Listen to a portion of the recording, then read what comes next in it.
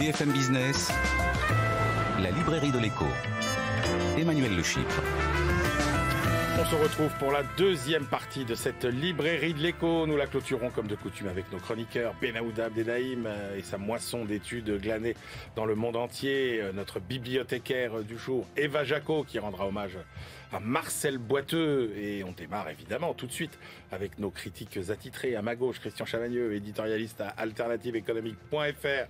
Et puis le grand animateur des pages livres aussi d'Alternative économique.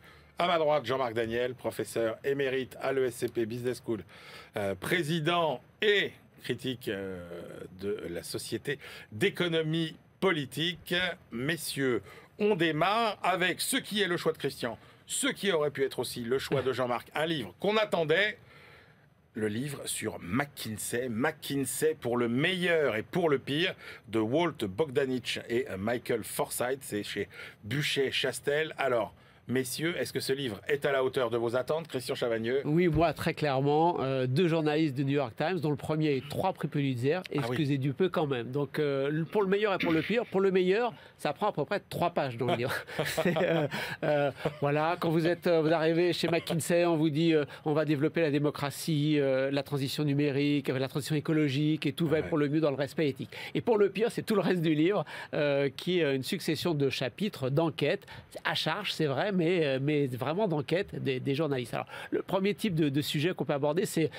Mais ça, on le sait tous, McKinsey, la chasse au coût. Quand un président, un directeur général appelle un consultant type McKinsey, c'est pour réduire les coûts. Il y a une anecdote au début du livre qui m'a frappé sur la mentalité du chasseur de coûts. Vous savez, le patron de Disney qui dit « J'aimerais bien réduire les coûts dans les parcs à thème chez Disney ». Donc, il y a un gars chez McKinsey qui arrive, qui appelle le directeur de la maintenance, qui dit « Mais pourquoi est-ce que vous envoyez un gars tous les soirs pour vérifier tel manège dangereux? Ça fait 10 ans qu'il n'y a pas eu d'accident. Vous pourriez supprimer le poste et gagner des sous. » Le gars lui dit « Mais c'est parce que j'envoie un gars tous les soirs qu'il n'y a pas d'accident depuis 10 ans. » Donc, on voit bien cette mentalité de chasseur de coûts et comment on peut retourner quelque chose de positif en négatif. Le livre nous dit aussi, une fois qu'ils ont chassé les coûts, ça augmente les profits. Et justement, McKinsey fait partie des consultants qui vont développer la rémunération des patrons au profit. Donc, ça va dans les deux sens, quoi. Je réduis les coûts, j'augmente les profits. En plus, le patron prend de plus en plus de salaires, de stock options. Et donc, ils disent, McKinsey a nourri les inégalités. Tout ça, bon, on apprend des choses, mais on le savait déjà un peu sans être spécialiste de McKinsey. Mais là, vous avez la suite. Là, vous avez McKinsey qui, par exemple, sur le fameux développement des opioïdes et des morts par opioïdes, par addiction aux États-Unis. Et là, le livre nous dit qu'ils ont joué un rôle clé dans le développement et le marketing de ces opioïdes, comme ils l'avaient fait pour développer les cigarettes, comme ils l'ont fait après, en essayant de définir le mieux possible les noms qui font donner au goût des cigarettes électroniques pour que les gamins de 13 à 17 ans se mettent à fumer, se mettent à vapoter. Voilà, c'est ce genre de comportement qu'on retrouve.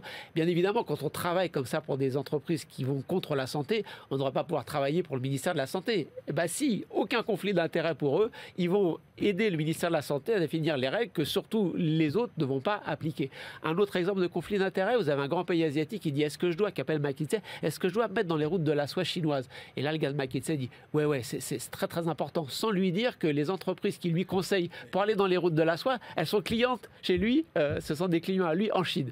Donc vous avez... Et si on vous les êtes... appelle, ce qui est frappant, moi je trouve, c'est qu'en fait on les appelle pour tout et n'importe quoi. On les appelle pour tout et n'importe quoi. C'est la conclusion du livre, je vais y revenir. Et vous avez, si vous n'êtes pas encore complètement écœuré, vous avez un dernier exemple, j'aurais pu en citer 10 de plus, tellement le bouquin est riche. Vous avez cette administration américaine qui est chargée de réunir les sans-papiers pour les expulser. Et donc, il y a quelqu'un qui dit ça coûte trop cher. Cette administration coûte trop cher.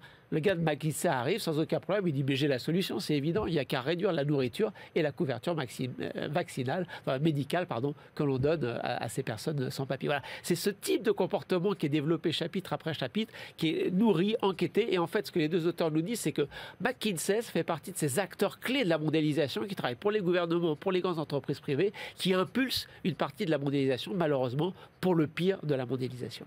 Jean-Marc Daniel, juste une question. Est-ce qu'il y a quand même une matière grise légitime chez McKinsey? Est-ce qu'il y a une vraie expertise quand même? Ah ben, il y a une vraie expertise. Ils recrutent parmi les plus diplômés des étudiants américains.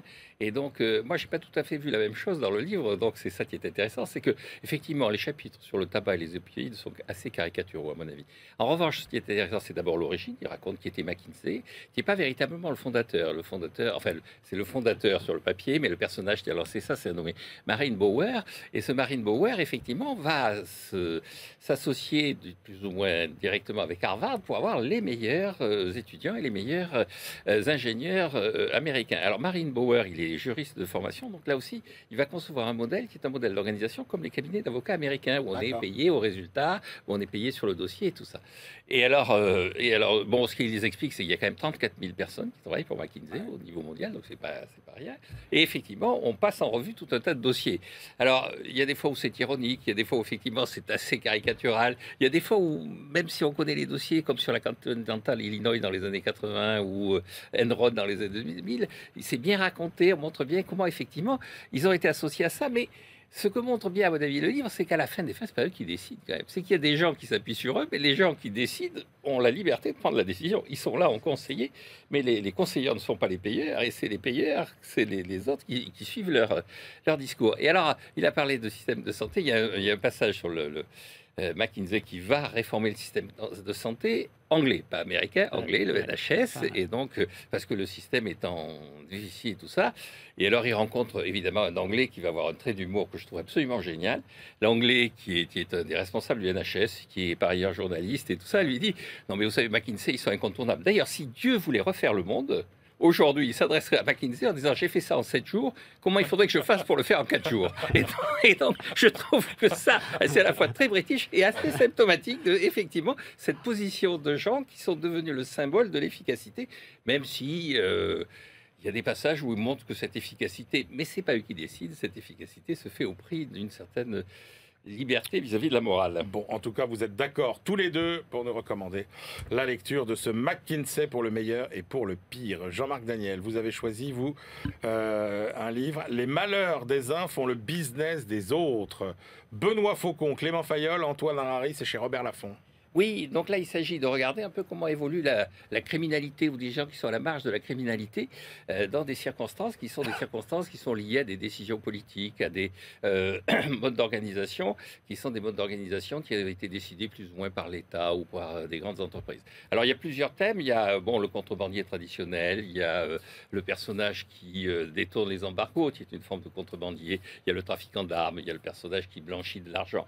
Il y a des gens un peu plus originaux, il y a le lobbyiste, l'influenceur. Et le tout premier chapitre est consacré aux gens qui vous vendent une diplomatie parallèle, qui vous disent vous n'avez pas accès aux plus grands de ce monde. Si vous payez très cher, moi je vous garantis que vous allez avoir une entrevue avec tel ministre, tel chef de l'État ou tel responsable du FMI. Il n'y a pas de chapitre sur McKinsey non. non. Alors il n'y a pas de chapitre sur McKinsey.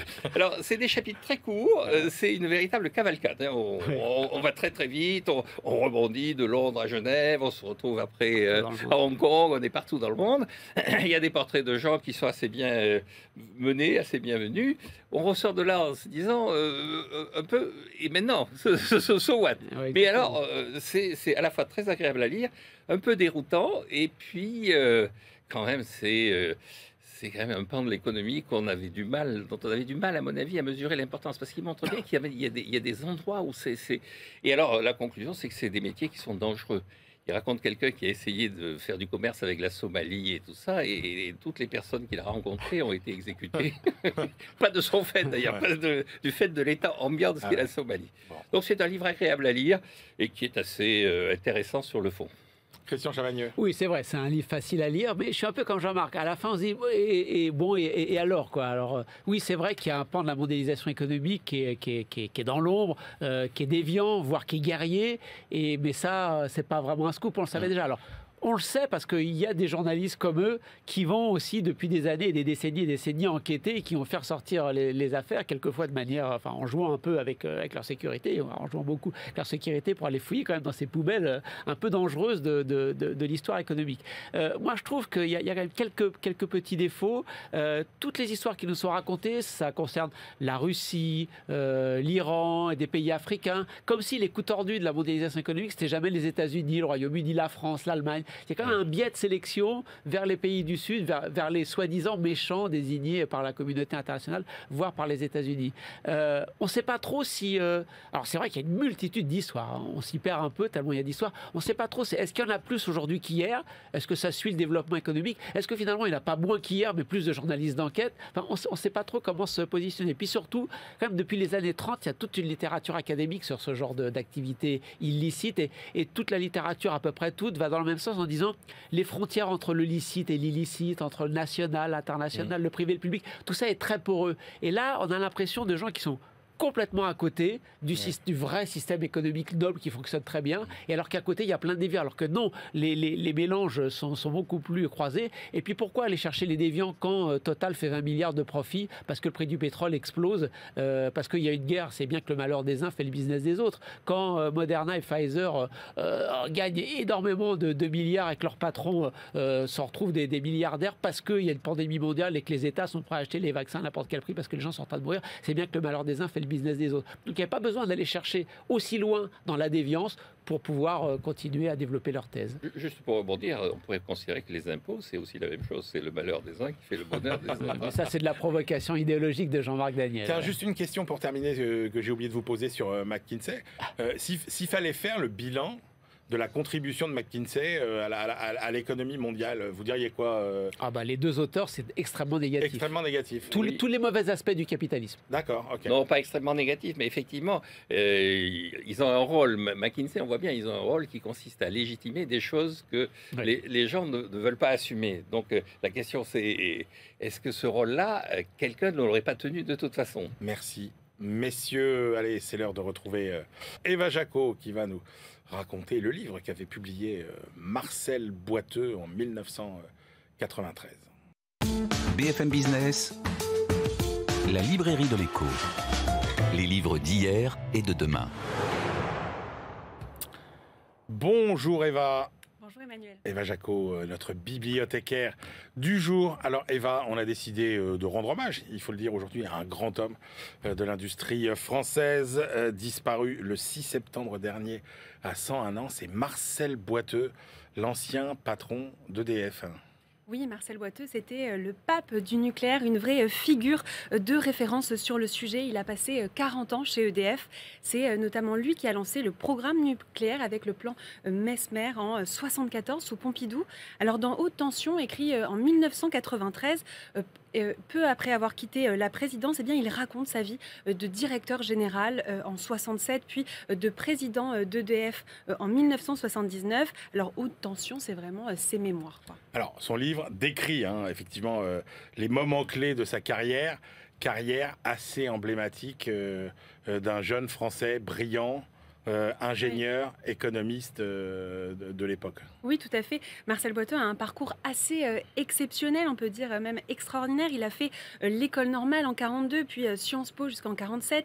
Il a été enseignant-chercheur au CNRS et assistant de Maurice Allais à l'école des mines, prix Nobel d'économie en 88. Il commence chez EDF en 1949 comme agent des entreprises électriques et gazières. Alors d'abord, il a participé à bâtir la tarification de l'électricité sur un principe d'intérêt général. C'est son premier job en quelque sorte. Alors à ce moment-là, on passe de tarif à tranche à la recherche d'un coût marginal de l'électricité. Donc c'est-à-dire qu'on passe un coût qui reflète le coût de production du dernier kilowattheure produit. Ça, c'est son premier grand fait d'armes, on va dire, à Marcel Boiteux, sachant que l'autre grand fait d'armes, évidemment, c'est que c'est lui qui a managé finalement toute la construction et la mise en place du parc nucléaire français. Oui, et ça, il le raconte bien sûr, les débuts de cette épopée du nucléaire qui commence avec le conflit d'attribution entre le CEA et EDF. Il explique les premières constructions à Chinon à la fin des années 50, des premières centrales nucléaires à prétention industrielle et les tensions qui se cristallisaient autour à l'époque. mais aussi la question des changements de filière. Donc il consacre bien sûr une grosse partie au nucléaire, mais dédie aussi un chapitre à l'engagement d'EDF dans le chauffage électrique. Et d'ailleurs, ce qui est intéressant, c'est que on a l'impression qu'à l'époque, le développement du parc nucléaire, c'était une évidence. Et en fait, il montre à quel point ça a été compliqué. Il y a même des comités de scientifiques, des pétitions de scientifiques qui disaient que le nucléaire, c'était dangereux. Alors, qu'est-ce qu'on peut retenir quand même de l'aventure d'EDF à l'époque et de si Marcel Boiteux était encore là, quel conseil il nous donnerait finalement pour relancer le parc nucléaire? Eh bien, la grande leçon de Marcel Boiteux, ce serait que, enfin, en tout cas, ce qu'il disait, c'est que le plus compliqué, ce n'est pas la centrale en elle-même, mais réussir à faire travailler des corps de métier ensemble et cette notion de filière, tout ce qui est sous-traitant.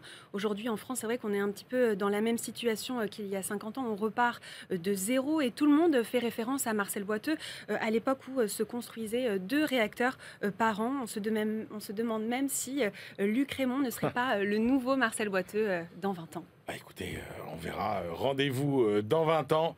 En tout cas, rendons hommage à ce brillant ingénieur, économiste, profil à la Dupuis aussi et à la Jean Tirole, qui étaient ces économistes industriels. Un peu. Merci beaucoup Eva, c'était passionnant. Et bien maintenant, c'est l'heure de faire notre baluchon. Nous partons pour notre tour du monde hebdomadaire. BFM Business, la librairie de l'écho. Les livres d'ailleurs. Cher Benahouda Abdelhaim, bonjour. Bonjour. Benahouda, vous commencez par nous donner un petit peu la vision chinoise des raisons du déclenchement du plus grand conflit israélo-palestinien des dernières années. Oui, donc un texte qui vient d'être publié, c'est un regard de Pékin qui forcément hérissera les capitales occidentales. C'est celui du directeur d'un centre de recherche particulièrement influent, affilié au ministère chinois de la Sécurité d'État. Le texte nous parvient par une lettre très intéressante, une lettre spécialisée qui s'appelle Signification, S-I-N-I-F-I-C-A-T-I-O-N. Ça vaut le coup d'y jeter un œil. La Chine qui entretient avec Israël d'importantes relations économiques, notamment dans les technologies de pointe, n'en conçoit pas moins une extrême défiance pour le gouvernement israélien en place depuis fin 2022. New Sinchun déploie ici un point de vue à charge qu'il appuie sur le fait que la majorité israélienne au pouvoir est la plus radicale de l'histoire de ce pays. L'analyste chinois aborde point par point ce qu'il présente comme la mise en place d'une toile de fond essentielle à ce nouveau conflit. La police militaire israélienne qui se faufile, je cite, dans le lieu saint d'Al-Aqsa à Jérusalem, l'expansion continue des colonies israéliennes en Cisjordanie occupée, la tolérance pour les attaques de villages palestiniens, etc. Il souligne que dès lors qu'un conflit éclate avec Gaza tous les 2-3 ans, un autre s'inscrivait à l'horizon, écrit-il. Il ne traite pas de la nature de l'actuel. Ensuite, l'auteur inscrit tout son propos dans la recomposition du Moyen-Orient poussée par l'administration Biden, qui était censé représenter la normalisation entre Israël et l'Arabie saoudite au travers de l'instauration d'une coopération économique approfondie. Selon lui, l'affaire est désormais interrompue pour longtemps. Et à cet égard, comme à bien d'autres, New Sinchun fait porter une responsabilité écrasante aux États-Unis qui ont abandonné, dit-il, toute idée de résolution du conflit israélo-palestinien depuis 1993. Or, soutient-il, là où il y a occupation et contrôle militaire, il y a définitivement résistance armée.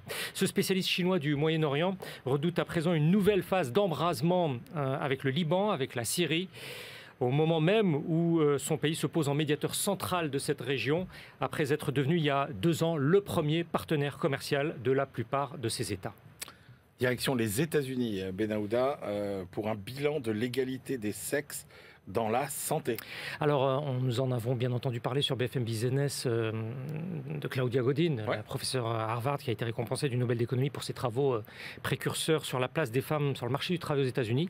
Alors, quelques jours auparavant, sans bien entendu une telle portée théorique, des experts du cabinet de consultants Deloitte ont effectué un travail très intéressant et démontré un autre facteur d'inégalité structurelle en défaveur des femmes aux États-Unis, au sein donc de la première économie au monde, celui dans la santé. Kouléni Guibraïes et ses collègues établissent comment, à tout âge, d'ailleurs de 19 à 64 ans, les femmes américaines dépensent davantage que les hommes pour leurs frais médicaux, même dans le cas où celles-ci bénéficient d'une assurance maladie employeur de même niveau, en excluant des calculs, y compris les soins de maternité. Les Américaines payent pratiquement 15 milliards et demi de dollars de plus par an pour leur santé que leurs concitoyens. Le travail d'actuariat est effectué à partir de données sur 16 millions de personnes, un peu plus même. Et ces Américaines sortent donc de leur poche, en moyenne, 266 dollars de plus par an que les hommes. C'est une moyenne, encore bien sûr. Et il y a différentes explications de ce qui forme alors une immense ponction du pouvoir d'achat des femmes aux États-Unis. Elles ont plus d'examens annuels, plus d'examens précoces. Les coûts d'imagerie sont plus élevés, notamment pour le dépistage du cancer du sein. Et la recommandation centrale des auteurs, c'est que l'employeur augmente annuellement, en moyenne, de 133 dollars sa cotisation patronale pour ses salariés féminins, afin d'établir une équité financière, écrivent-ils, dans l'entreprise, ce qui posera alors immanquablement la question du coût du travail des femmes dans ce pays. Mais par ailleurs, les auteurs préconisent auprès des femmes une prise de contrôle de leur vie financière, en discutant, en examinant leurs factures médicales, en se renseignant mieux sur les prestations, en réduisant les dépenses inutiles, etc. Et en constituant ainsi, selon les auteurs, un fonds d'urgence pour chacune, pour les coûts imprévus. Et c'est un document très débattu aux États-Unis. Passionnant. Et passionnant aussi, votre dernier travail, Benaouda, mis en valeur aujourd'hui. Vous nous donnez enfin la véritable explication à la pénurie de main-d'œuvre au sein de la zone euro. Oui, alors c'est un économiste de la banque néerlandaise ING qui se propose de nous donner cette raison. Bert Collijn, qui est basé à Amsterdam, estime que la diminution du nombre moyen d'heures travaillées en zone euro représente l'un des chocs les plus importants et quelque peu négligés, dit-il, d'un point de vue théorique, provoqué par la crise pandémique, celle du Covid-19. Ce nombre par personne active reste inférieur de 2,2% à ce qu'il était avant la pandémie, ce qui a un impact très fort, dit-il, sur le marché du travail de la zone euro. Cet économiste soutient que ce n'est pas une question de cycle ou bien de vieillissement. Donc, il écarte la question le paramètre démographique, mais de quantité de travail. De ce fait, il y a 3 800 000 personnes, équivalent temps plein, de plus dans la zone euro pour occuper des tâches qui correspondaient au volume effectué précédemment sans eux. Alors sans eux, c'est entre guillemets. CU, 3,8 millions de travailleurs, toujours en volume. Ce sont donc autant de bras en moins pour pouvoir faire correspondre globalement l'offre et la demande de travail. Sa démonstration s'appuie sur différents graphiques. Et selon sa thèse, si les gens travaillaient la même quantité d'heures qu'avant le Covid, la zone euro ne connaîtrait probablement pas de pression salariale significative et donc n'alimenterait pas la hausse des prix généraux. Cette tendance à la baisse des heures travaillées, selon cet analyste de banque, s'observe dans la plupart des secteurs. Il y a une série très marquante, tant chez les hommes que chez les femmes, et dans l'ensemble des groupes d'âge. Et en croisant les données d'Eurostat et celles que recueille cette banque, c'est très marqué dans la distribution, dans la restauration, la construction, l'informatique, les télécommunications, je ne vais pas tous vous les faire. Pourquoi ? Il y a une combinaison de facteurs, toutefois sans certitude, hormis celle de la hausse des congés maladie, aussi bien aux Pays-Bas qu'en Allemagne, qu'en Espagne. Alors il n'y a pas de Club Med ou d'Europe de la vertu dans ce domaine.